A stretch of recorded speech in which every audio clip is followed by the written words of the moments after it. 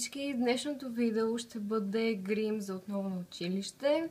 Реших да направя още едно видео, свързано с предстоящият учебен ден. Надявам се да ви хареса. Гримът е доста лек, но разбира се, вие може да носите за училище каквото си пожелаете версия. Надявам се да ви хареса и нека започнем. Се извиня предварително, ако жмя, но слънцето е много силно в момента и ми е леко трудно да виждам. Съжалявам. Иначе самата светлина е много добра за видео. Добре, вече имам нанесена база.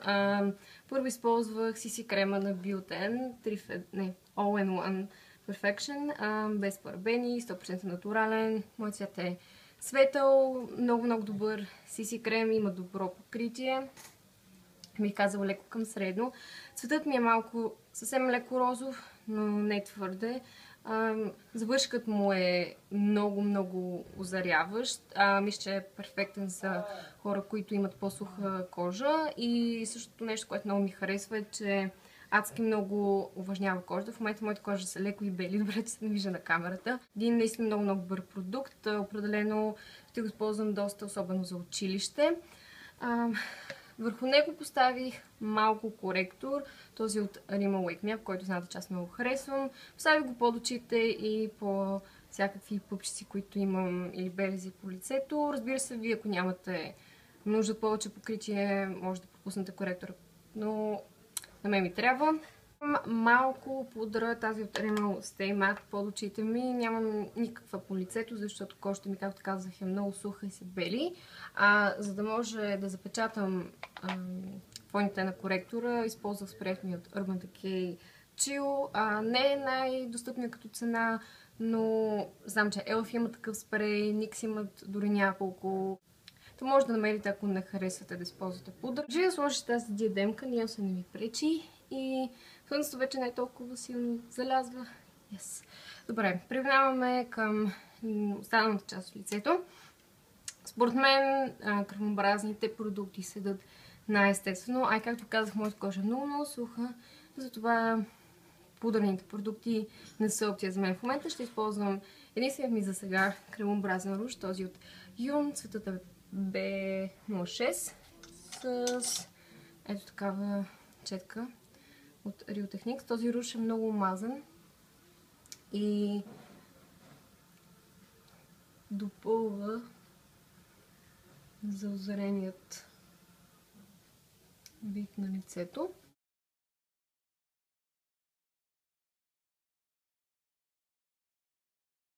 И седи много естествено. Няма да сложа твърде много от него.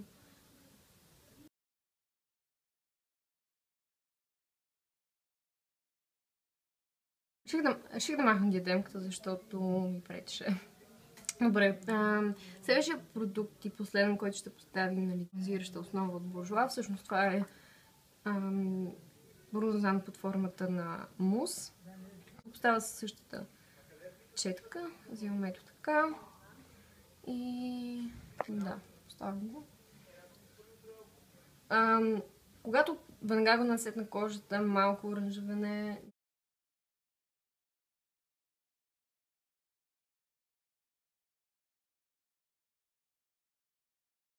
След като поработите малко с него, ефектът се получава и седи много естествено. Защо си твърдам на толкова? Може да го наслоите. Аз няма да го направя, защото искам да е малко по-естествено. И започвате от бузите, крайната част на бузите. И работите нагоре, не надолу.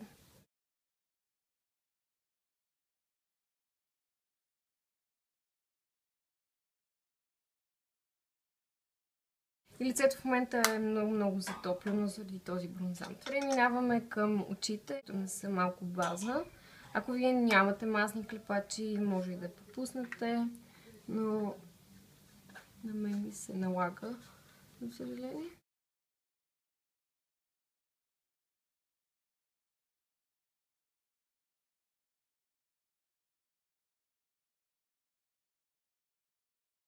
Сенките, с които ще работя, ще са изцяло от палитрата на Avon, Mocha Latte.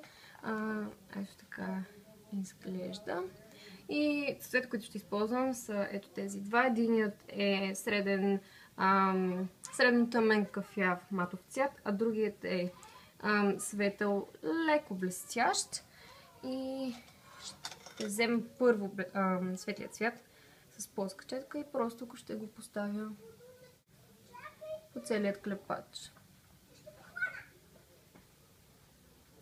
Самият цвят не е много пигментиран, но гримът, който ще ви покажа, е много естествен.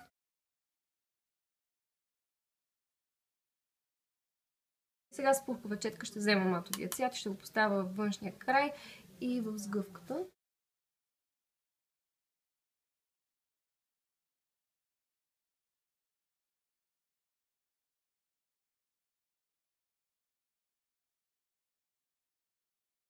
Ако искате да използвате кръмообразни сянки, може да замените този цвят, кафявия цвят, с бронзанта. Взема, както винаги, четка молив, същият цвят ще го поставя във вътрешната част на окото. И сме готови с сенките, както казах, няма да ползваме много.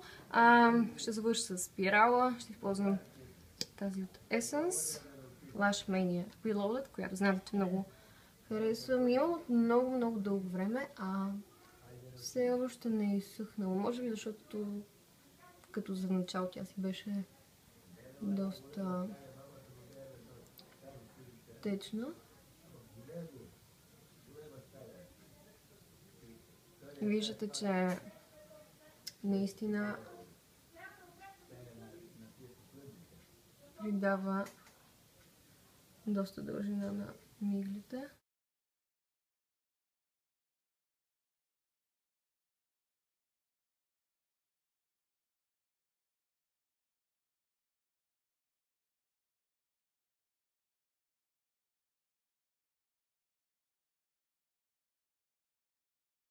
Сложим червило и гланц. Може да сложите само червило или само гланц. Червилото, което ще използвам, е от Golden Rose, серията Velvet Mattes. Цветът е номер 10. Изглежда ето така. Светло розово прасковено. И през цялото време съм имала шоколад на устата. Извинявам се.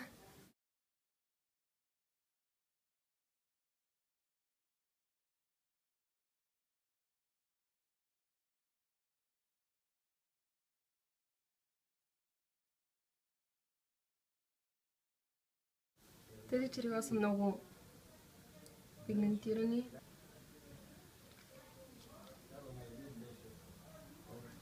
И аз много харесвам. Ако и вие искате да ги опитате, останете до края на видеото и ще имате възможност да участвате в giveaway, който ще правя, който ще включва и това червило. И тъй като не ми харесва устните с толкова матови, ще използвам светло-розов гланц, този от Коринс, но вие може да използвате абсолютно всеки светло-розов гланц.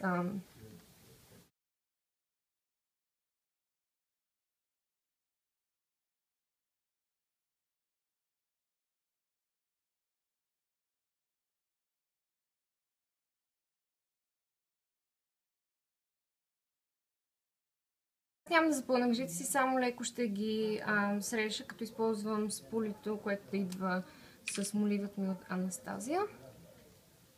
Просто леко ще ги среша и оформя.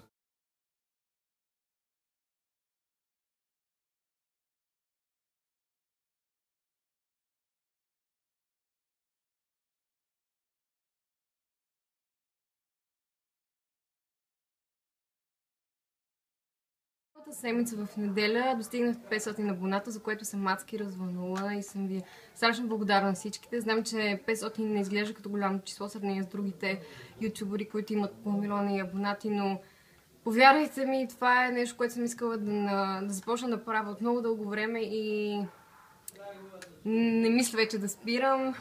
Нещата, които съм ви взела, за да ви благодаря, са едни мои любимци, макар и не твърде скъпи. Се надявам да ви харесат и на вас. Първото нещо е едно червило от Golden Rose. В момента ползвах такова. Тестът е номер 14, който е тъмен червено-розов лилав цвят.